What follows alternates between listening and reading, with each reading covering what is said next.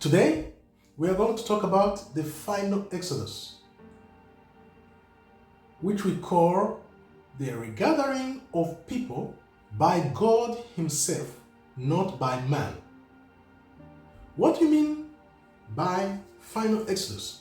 Well, this is the time when God gonna regather His people from the four corners of the earth and bring them to the promised land, Israel. This is going to happen, and it's a future event, not a past event, because some say it happened in 1948, where we know it's not the case. How do we know? What do we know? Is that it never happened. Can we prove that? Yes, of course we can. Christ, for example, never returned in 48. Have you ever seen Christ return in 1948? Why are we still talking about the 10 lost tribes if the gathering to the land happened? Many people can say, we have the people in the land already. What are you talking about? Yes, we know how those people went there.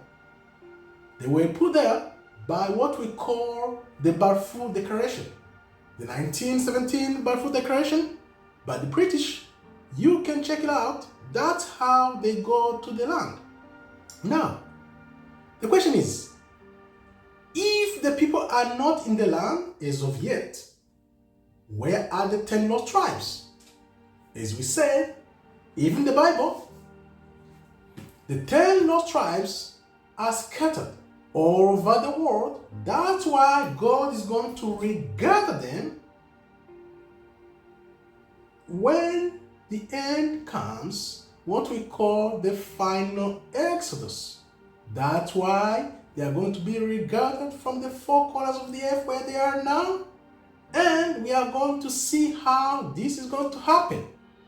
Now, we know what happened in Egypt when the people of God crossed over the Red Sea. The scriptures tell us the final Exodus, the regathering by God Himself, is going to make Egypt look as a joke. Can you imagine? That's something that will make Egypt look like a joke. It's mind-blowing.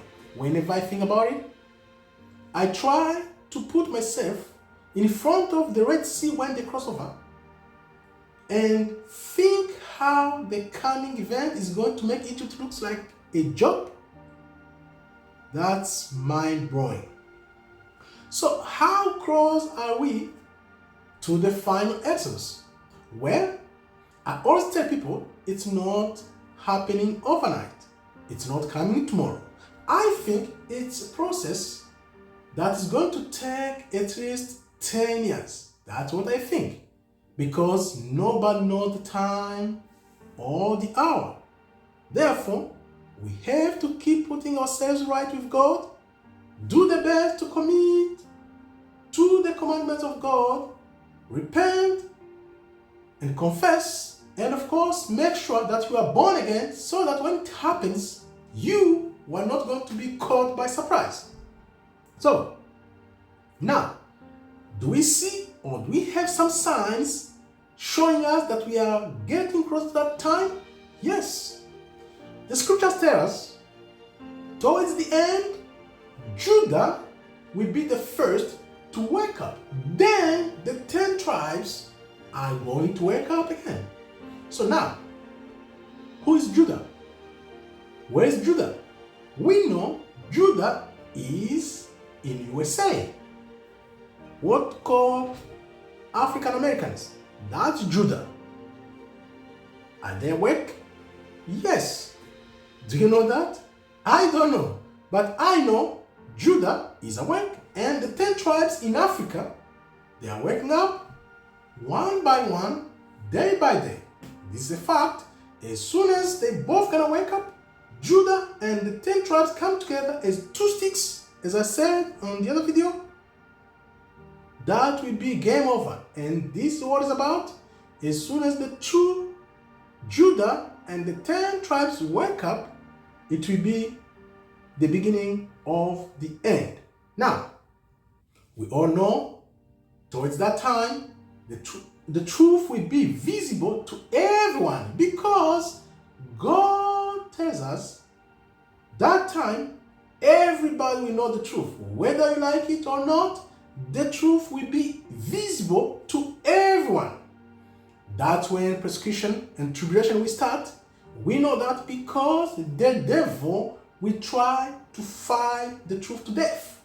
We know that ahead of time. That's why we have to prepare ourselves by saturating our life with the Word of God. This is the only way we're gonna escape.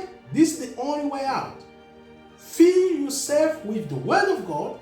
That Word of God, when that time comes, you will be more spiritual than physical. This is the only way out. Otherwise, I don't know what you're gonna do. If you were going to be caught by surprise, of course, you're gonna fall for the devil. I don't want you guys to fall by the devil, because you still have time. Repent while you still can die, because after you die, there's no more way for repentance. Thank you very much for watching. May God bless you. Shalom, shalom, shalom.